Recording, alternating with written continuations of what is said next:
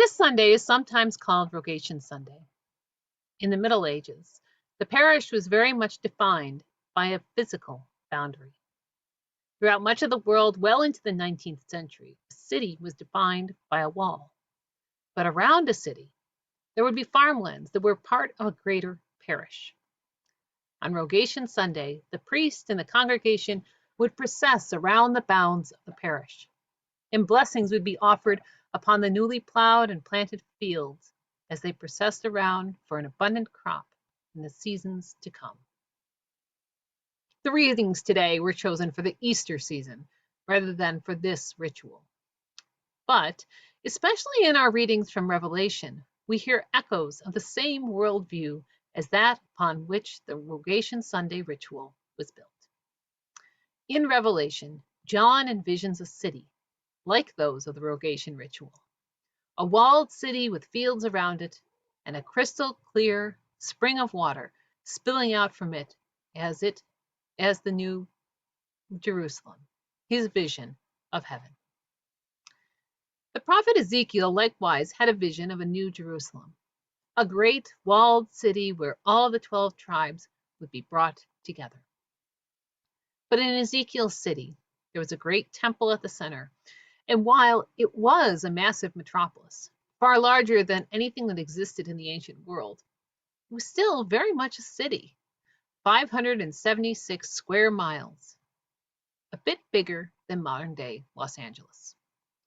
John's city, by contrast, is a walled city with fields around it, but each wall stretches 1,500 miles, the distance from Boston to Miami. Whereas Ezekiel's city is a huge city, a city large enough to encompass all the people of the 12 tribes throughout history, the biggest city that his mind could comprehend, John's city is orders of magnitude larger. There is room for the entirety of the 12 tribes, but also for countless other peoples. And the temple is gone. No longer is God contained to a single location. Rather, as with God during the 40-year crossing between Egypt and Canaan, God dwells amongst the people. And the stream that comes forth from the city is a river, and the trees of life are producing leaves that bring healing for the nations. All are at peace. And in today's gospel, we similarly hear a message of peace from Jesus. We hear this message: peace I leave you, my peace I give you. Do not let your hearts be troubled, and do not let them be afraid. Both Revelation and the Gospel of John offer comfort and peace and beautiful imagery. But when placed in the context of our world today, they seem jarring and naive. The world we live in is not one of peace and coexistence, of nations coming together to gather fruit from the tree of life. I've heard many references and quiet whispers about the book of Revelation and whether we are living at the end of days. And the terrorist attack on our black and brown brothers and sisters as they were trying to shop at the one store within walking distance, where the fruits of the earth were available, has made even the most faithful amongst us have our own moments of doubt. But the words of Jesus in the gospel still bring me hope. God is not done with us. We are not yet who we are meant to be. We are made in the image of God and are meant for love. God has not left us alone to grow into that love. God is still with us.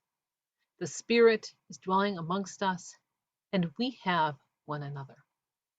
And it is important that we listen to one another when we ask one another to grow in love, that we learn to respond with empathy rather than defensiveness, that we understand that we can hurt someone and not mean to, that in learning to love, impact is more important than intent, that love is not about being perfect, but rather about continuing to try, continuing to learn, continuing to be transformed. The jokes, phrasing, words, and idioms rooted in racism, anti-Semitism, sexism, homophobia, and other biases might seem harmless, but they wear on a person and make it clear that they are not welcome, They are not part of the group, and who they are as a whole person is not loved. When faced with the need to change, too often our response is that all dogs can't learn new tricks. But we are not dogs. We are human beings. And as humans, we do not accept change easily, but we are made in the image of God. And to truly be followers of Christ, to be followers of God, means learning new ways to love. And so, at this time of reflection for our region, our city, our nation, I ask that you consider what new ways of love you may be called to. I'm being asked by the diocese to name a liaison from the parish to serve on the Commission to Dismantle Racism and Discrimination. And I would ask that each of you consider whether that liaison might be you, especially if you have never done anything like that before. But I would also ask that you consider in what other new ways you may serve this community and one another. The past few years have taken so much from so many of us. We have lost connections, loved ones, and mobility. But it has also given us one another. And so on this Rogation Sunday, I ask that we plant within each of our hearts God's love once again and pray that we may all yield fruit in abundance. Amen.